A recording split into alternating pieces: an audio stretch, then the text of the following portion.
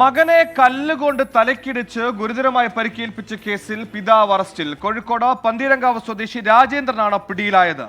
ഗുരുതരമായി പരിക്കേറ്റ മകൻ രഞ്ജിത്ത് ചികിത്സയിലാണ്.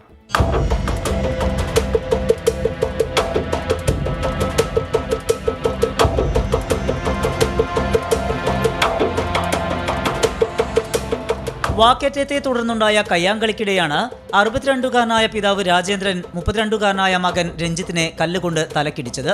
രഞ്ജിത്തിനെ പിടിച്ചു തള്ളിയതോടെ തറയിൽ വീണു. എണീക്കാൻ ശ്രമിക്കുന്നതിനിടെ കല്ലുകൊണ്ട് തുടർച്ചയായി തലക്കിടിക്കുകയായിരുന്നു.